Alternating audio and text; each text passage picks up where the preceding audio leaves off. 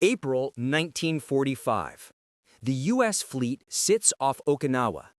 It is supposed to be the last giant leap before Japan's home waters.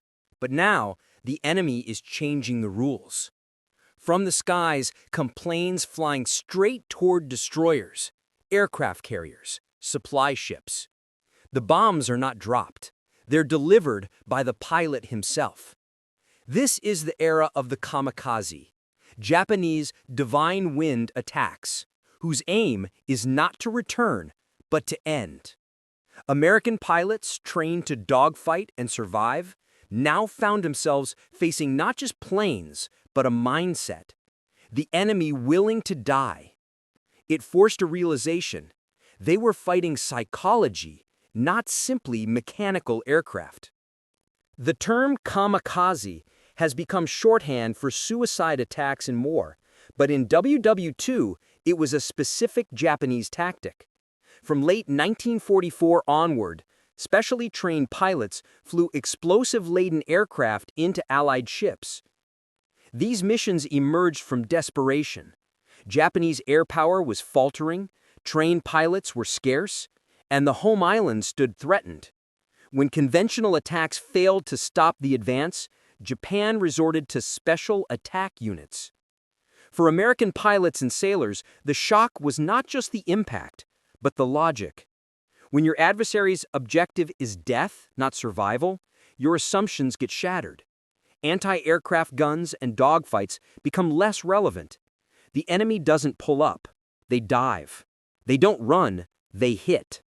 For U.S. naval aviators and carrier defense crews, the first kamikaze attacks felt inexplicable. On April 6, 1945, off Okinawa, the U.S. Fifth Fleet encountered the largest wave yet. Boatswain's mate made First Class John Chapman was stationed on the destroyer USS Newcomb when 45 Japanese aircraft broke through. Chapman later said, "There was probably 45 planes in the air, and you knew that they were going to dive on you, and they'd just keep right on coming." That quote captures the psychological moment. The enemy doesn't turn away, he drives in. It wasn't always about plane versus plane. It was fear, anticipation, survival instinct. Sailors call it nightmare in daylight. Anti-aircraft batteries unleashed everything, but the psychology changed. You fired at a target who wasn't trying to escape. Your aim now, keeping alive long enough to respond. On the morning of April 6, 1945, the Newcomb and many other destroyers formed radar picket lines, forward positions to warn the fleet of incoming air attack. The pilots at those stations faced relentless waves of suicide flights. 5 planes hit the Newcomb. 91 sailors were killed or wounded. The fires were described as a roaring inferno. Chapman and his injured comrade were forced overboard because the stern was engulfed. What does that do to the mind of a gun crew? The enemy isn't avoiding your shells. They're embracing their death to kill you. Your mental battlefield becomes, can you hold together when everything tells you the sky is collapsing? Behind the immediate conflagration is a deeper truth. Once you know the enemy is willing to die, you face not just physical danger, but moral shock. How do you fight someone who cares about dying less than you care about living? American forces learned quickly. Standard intercept routines weren't enough. They had to anticipate, buffer shock, train crews differently, and develop tactics centered on the human mind. Scholars later studied the psychological impact of kamikaze attacks on survivors. One study found significant stress reactions even years later among sailors who survived a single kamikaze strike. It wasn't just the explosion.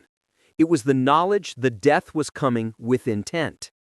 The planes didn't simply run, they targeted you. That changes your posture.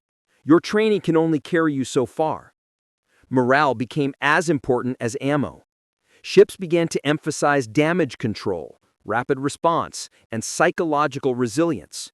Crews drilled for fires, jumps overboard, wounded in water. The high-speed attack meant survival often depended on composure. Admiral William F. Halsey famously called the kamikaze the only weapon I feared in the war. This was a war of machines and minds. Once you accept that fear, you build tactics around it. The U.S. Navy mounted new fighter screens, organized radar picket destroyers, and created damage control teams whose motto became, "Expect the deliberately suicidal." In other words, you now fight not just for your ship, but for your sanity.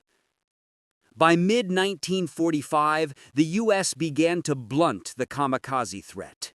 The article, Countering the Kamikaze, outlines how tactical innovations, aerial interception, close-in gunfire, sectors of concentrated AA, and radar early warning lines gradually reduced hits per sortie.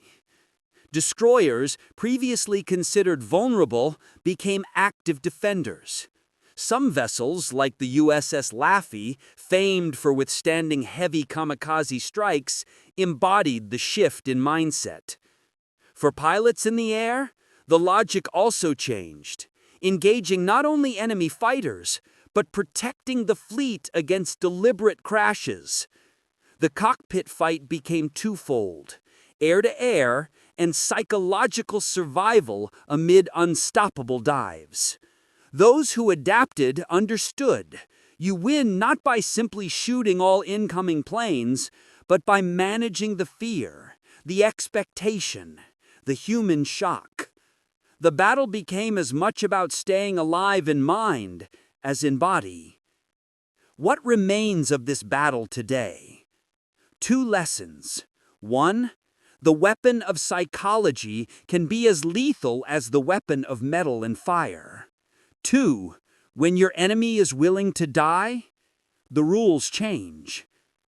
Contemporary lessons stir in drones, suicide bombs, and asymmetric warfare.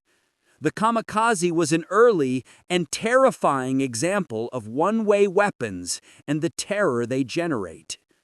For the American pilots and sailors of World War II, the war didn't end just when the planes did. It ended when the mind accepted that the sky might fall. They faced what it means to fight someone who doesn't fear death. And by adapting, they prevailed. American pilots faced the kamikaze and found they were fighting psychology, not just planes. The dive-bombing enemy challenged not just their skill, but their will. If you found this account meaningful, please hit like, subscribe, and leave a comment. Which psychological warfare tactic do you think is most underestimated today? Thanks for watching. Until next time, stay curious and remember, warfare is never just metal and flight.